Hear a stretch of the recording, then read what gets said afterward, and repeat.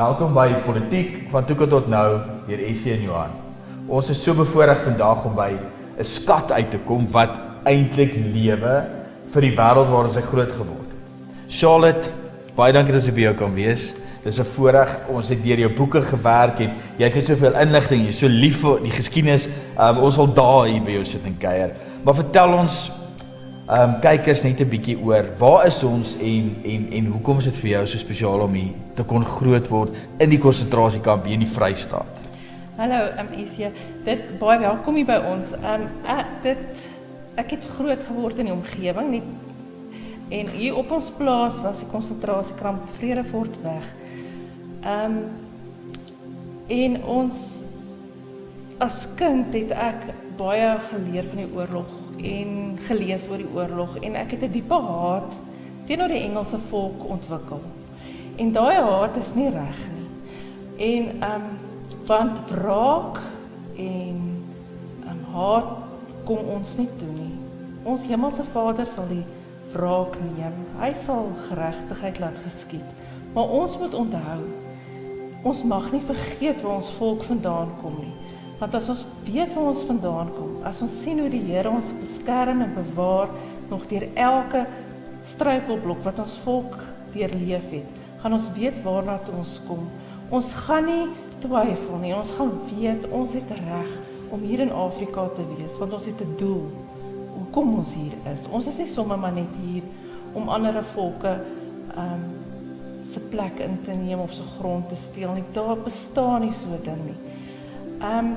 In die konsentrasiekampe het dit baie swaar gegaan. Die boere, vroue en kinders... Jy het gesê daar was so 2000 hier by julle, nie? Ja, maar die boer, vroue en kinders is van 'n plaas af weggevat en hulle is hier in 'n kamp kom sit tussen doringdraad. Die kampe is toegespan, hulle kon nie kom en gaan soos hulle wil nie. Nou hier by Vredefortweg was ons so 2000 vrouens en kinders, waarvan 500 oorlede is en begrawe is.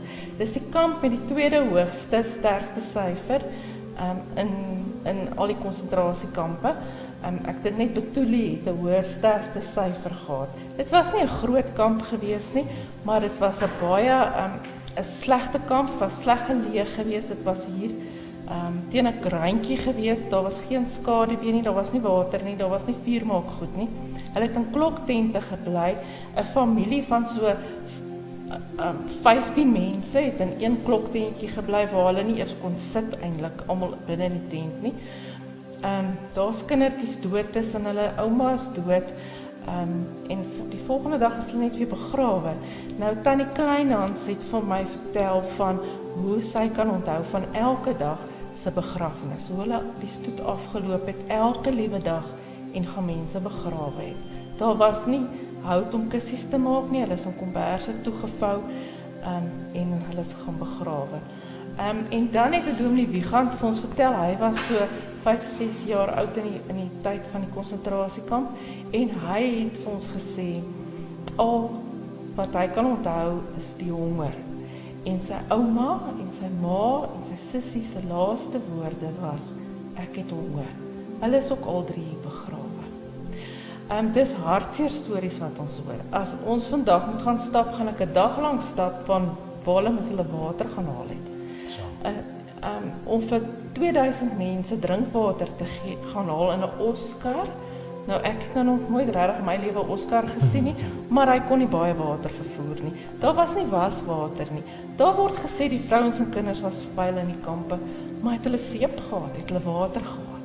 Wat 'n sanitasie geriewe was daar vir hulle gewees. Hulle klere moes hulle in 'n ou gronddam gaan was het.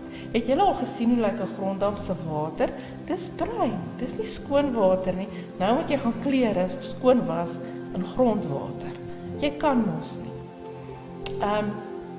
So vir elke dingetjie moes hulle verloop om dit te gaan doen en dan is kos vir hulle voorsien. Ja, daar is kos voorsien, maar hoe was die gehalte van die kos gewees? Was dit goeie vleis gewees? Hulle praat van al die meiers wat in die vleis was. Hulle praat van groente en vrugte het hulle nie geken nie. Miskien 'n pampoen, maar was daai pampoen eetbaar gewees? So ek weet nie hoe het daai mense oorleef nie. Ons ken almal die foto's wat ons al gesien het van hoe die kindertjies gelyk en ons jou laaste woorde moet wees jy het honger. Jy's dors. En daai verskriklike vir die ma, ekskuus my neef, maar vir 'n ma wat nie vir haar kind kan kos gee. Jy kan nie vir jou kind kos Jy het ook gepraat van die siek mense wat hiernatoe gebring is spesifiek om hierdie mense weer aan te steek, né? Vanaf Kroonstad se konsentrasiekamp, daar was 'n groot masel-uitbraak, het hulle daai siek pasiënte hiernatoe gestuur om hierdie mense te kom siek maak. En onthou, hier was nie 'n skaduwee, hier was nie 'n boom gewees nie. Die foto's wat ons hier het, kan ons sien, hier was nie 'n boom nie. En ons weet hoe warm raak dit in die Vrystaat. En om in daai weer en dan steek die weer op en die donderstorms, dis ysterklip wat hier is, daai weerligstrale, dis angswekkend. Nou nog as die weer opsteek en die weerlig begin te slaan, raak ek bang. Hoe moes hulle gevoel het wat in 'n tentjie gestaan het? Daar is ook 'n tent op 'n slag in die brand gesteek deur die weerlig. So sulke slegte goed het gebeur. Daar is ook 'n verhaal wat ek opgelees het in 'n koerant van die tydperk, wat 'n 16-jarige meisie onder 'n trein beland het. Nou het ek al baie oor haar gewonder en gedink, weet jy, was dit lewe net vir haar te erg? Het sy dalk haar eie lewe geneem? Hoekom sou sy onder 'n trein beland het? Maar hulle was sulke brawe mense gewees. Ek dink ek en jy gaan eendag oorleef nie. As ek dit moet trotseer wat hulle trotseer het, dit moet beleef wat hulle beleef het, en tog hulle het hulle geloof behou. Ons het as 'n sterker volk daar uitgekom. Maar ons van vandag mag dit nie vergeet nie. Ons mag nie die terreine vergeet nie. En soos ek net nou vir jou gesê het, as ek hier in die veld stap, hier waar dit gebeur het, en jy tel 'n stukkie porselein op, of jy tel 'n knoop op, of jy tel 'n mondvletjie op van die Boereoorlog tydperk, en jy besef, weet jy wat, dis nie 'n verhaal wat in storieboeke geskryf is nie. Dis nie 'n verhaal wat ons 'n oulike fliek oor kan gemaak nie, dit was die werklikheid. Dit was mense se lewe, dit was vir hulle werklikheid. En ons mag dit nooit vergeet nie. Ons moet dit altyd onthou. Ja, ekskuus ek wil jou nou in hierdie geval wat iets verskriklik moois wat jy gedoen het. Die porselein, die asgate waar jy na toe gaan het en dan die goedjies uitgesoek het, en dan het jy van daai gebreekte bordjies en goedjies wat gebruik was, die mosaïek gemaak wat ons hierbo kan sien, wat vir ewig deel gaan word van die naam van die konsentrasiekamp self.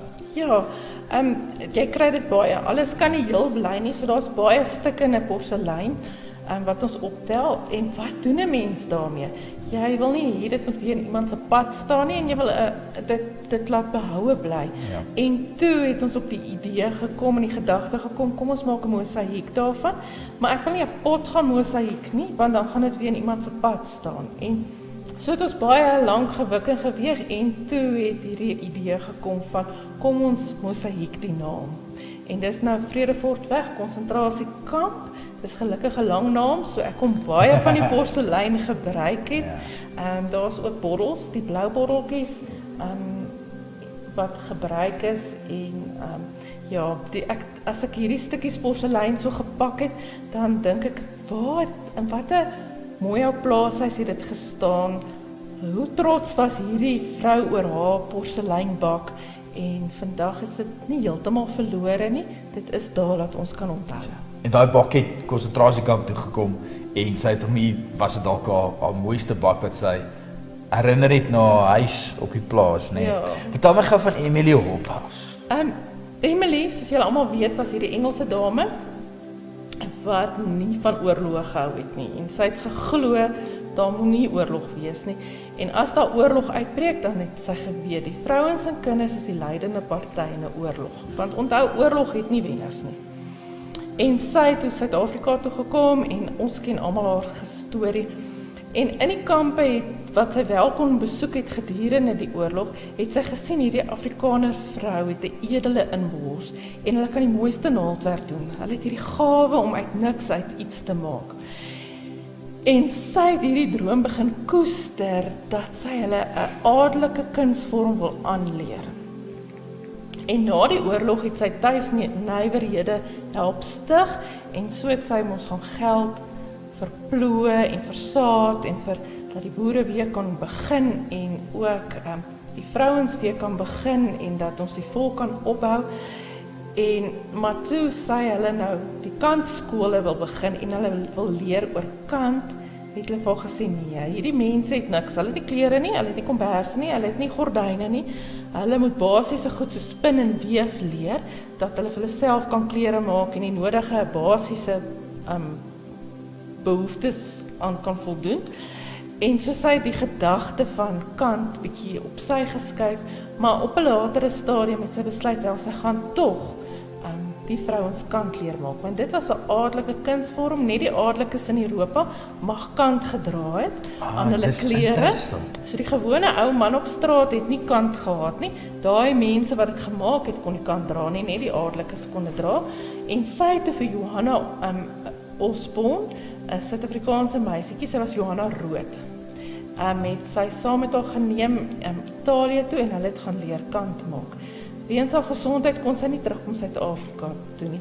Johanna het dus teruggekom saam met 'n Italiaanse meisie en hulle het by die nedersetting wat toe na die oorlog vir arm blankes begin is in Koppies se nedersetting, het sy hulle kom leer kant maak, Johanna nou.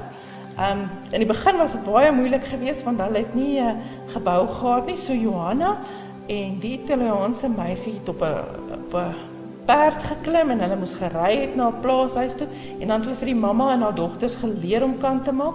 Ons mense kry twee soorte kant. Kloskant waar jy die klossies het en dit is amper baie meer soos 'n weefproses en dan naaldpuntkant wat meer soos borduurwerk is. So hulle het toe besluit hulle gaan hulle naaldpuntkant leer want die kloskant, daai klossies en goed op 'n perd se rug het nie gewerk nie. En so het hulle toe nou naaldpuntkant begin leer. Hulle het narend van Tempe af 'n ou barak gekry waar hulle kantskool begin het en tot in 1948 het hulle kant, of 38 het hulle kant beoefen en die kantskool bedryf. Dit was ongelukkig nie ekonomies volhoubaar nie en dit het geskuif na Bloemfontein toe en dit was toe nou deel van die universiteit se huishoudkunde curriculum, wat het mense curriculum. Daai groot ja. En hulle het toe maar ja, daar's pragtige kantstukke. So jy sien die kant wat ons ouma so gedoen het asof hulle dit vir altyd gedoen het hulle so by Emily Ophuis begin leer. Ja, sy het hulle Emily, die hartseer daarvan is, Emily was nooit in Koppies by die kantskool self nie. So sy was nie by haar eie droom nie. Weens haar gesondheidsredes kon sy, met die opening van die vroue monument, sou sy mos nou opgekom het, Vrystaatse en toe by Beaufort Wes het sy mos siek geraak. Nou, dit was op haar program om Koppies te kom besoek. So sy was nooit hier self gewees nie. Sy en Johanna, wat toe nou later getroud is met 'n Osborn, hulle het baie gekorrespondeer met mekaar en Johanna het vir voorbeelde gestuur en dan sy het gaan voorlê in Europa, want dit was van hoogstaande gehalte. Hulle het die wag 'n bietjie 'n patroon ontwerp wat baie gesog was, want dit is so uniek van Suid-Afrika en Koppies. Ja. Wat kant ook so interessant maak. Kant wat vervaardig is in die kantskool is Koppies kant. En nêrens anders in die wêreld sal jy dit kry as in Koppies nie. So hierdie kant wat hier gemaak is Koppies kant, maar ek kan nou nie kant gaan maak in Johannesburg nie, want dit gaan nie Koppies kant wees nie, want dit is nie in Koppies vervaardig nie. So is die champagne in Frankryk, jy moet nou daar. En nou is ons baie trots daarop, by ons ou huis wat ook huis Emily Ophuis is, wat vernoem is na, het ons 'n hele uitstalling van die kant wat gemaak is in die kantskool. Sjoe, my ma sal mal wees oor die geskiedenis en dis wat dit so lewend maak en werklik maak, nie. So enigiemand wat borduur en doilies maak en so weet waar dit vandaan kom en daar's 'n Emily Ophuis oud huis en daar's 'n uitstalling. Dis wat geskiedenis so lewend kan mense dit kom besoek en kom kyk, net dis daar op 'n uitstalling. En dan het ek die mooi storie gehoor van die oorlogsmuseum, die mense daar dit vir my vertel en dit is vir my so 'n storie wat ek met almal moet deel. Die Vrystaatse boere het besluit na die oorlog, hulle wil ietsie terug doen vir Emily.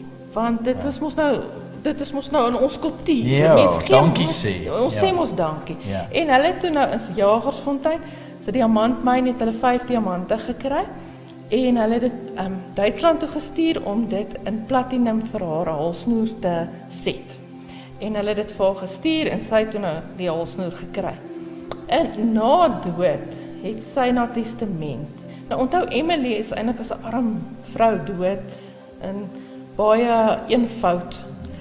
Maar sy het hierdie halsnoer nooit verkoop nie en sy kon hom verkoop het en in weelde haar laaste dae deurgebring het, maar sy het dit nie gedoen nie. Ja. En sy het in haar testament hierdie halsnoer aan Johanna bemaak. En Emily se familie het dit in 'n koevert gegooi, afskrif van die testament en die halsnoer en dit sommer gepos Suid-Afrika toe. Maar dit het veilig by Johanna uitgekom. En sy het dit as haar 'n kosbare kleinoot tot haar dood toe bewaar en dis toe nou haar skoondogter toe. En die skoondogter het toe nou 5 kinders en sy weet toe nou nie vir wie wat een van die 5 kinders moet die halsnoer erf nie. En hulle besluit toe maar hulle gaan dit bebruik leen aan die Oorlogsmuseum skenk. So dit is vandag kan jy So ons kan hom gaan sien, hy's Julle kan daar. hom gaan sien in die Oorlogsmuseum, hy is daar. Ek het hom gaan kyk, pragtig. Hy is gewaardeer, hulle het hom gevat na waardeerders toe en hulle het net gesê daar is nie 'n geldwaarde daaraan nie. Want hoe kan jy aan geskiedenis 'n geldwaarde hê? Ja. So ons geskiedenis is nie in waar geldwaarde nie. Dit is meer as dit werd. Ek wil net nog een dingetjie vra met die tyd al ons in. Iets wat my van alles die meeste geruk het, wat jy gepraat het van generaal Hertzog en generaal De Wet, wat na die boere toe gekom het, na die vereniging, die vrede van vereniging gesluit is, om dan nou die wapens neer te lê. Vertel ons daai stukkie wat generaal De Wet gesê het. In generaal De Wet se stryd tussen boer en Brit, is daar mooi hele paragraaf daaroor geskryf en ons het toe nou foto's bekom daarvan, wat baie uniek is. Na die sluit van vrede en vereniging, het die Vrystaatse generaals hier na Vredefort-weg toe gekom. En toe het die eerste boere onder kommandant Chris van Niekerk kom wapen neerlê by Vredefort-weg. Nou generaal De Wet het die boere toegespreek en dan het hulle uit daar gestaan en voor hom het hulle toe nou die wapens neergelê. En generaal De Wet skryf in sy boek dat hy was by sy ma en sy kind se grafte, maar niks van dit is so erg as om by 'n boerevolk se graf te staan, waar hierdie boere wat vir 3 jaar in die veld alles gegee het en nou word hulle wapens neergelê. Hy sê niks was so erg soos dit nie. En ons het daai 2 kosbare foto's daaroor. Ons het dit gesien en waar jy ook gesê het van daar waar generaal De Wet gegaan het en dit oral laat doen het, het hy weggestap voordat hulle dit wapens neergesit het. Hy sê toe hy het nou 1 keer daar gestaan, maar hy gaan dit nie weer. Hy kan nie weer Daai seer, nê. dit elke keer beleef nie. Ek wil vir jou verskriklik dankie sê. Nie net vir die gasvryheid nie, maar wat julle doen, dit wat jy oor jou hele lewe al instudeer, bymekaar kry, die foto's van Engeland af kry en hierdie skatte vir ons op die tafel neersit. Ons gaan saam met jou veral na volgende jaar, so groot 125 herdenkingjaar van die Boereoorlog, definitief iets by julle bymekaar sit by die konsentrasiekampie en ons wil baie graag lekker saam met jou werk en ons hoop ons maak iets groots hiervan. Ons sal nooit dit wat gebeur het vir ons mense hulde genoeg kan bring daarvoor nie, maar wat ons kan doen is om hulle stories te vertel, hulle foto's te wys en blomme op die grafte te gaan sit. Baie dankie vir wat jy doen vir ons mense. Dit is ons vir volk en vaderland en ons sê ek sê vir julle ook dankie en ek sien uit daarna. Ek dink dit kan 'n wonderlike geleentheid wees om net so 'n stukkie te kan ervaar van wat was daai mense se lewe. Ja. Dankie vir die lekker saam kuier. Soos gebruiklik, laat ons die hoetjies hierso en ons praat weer volgende week.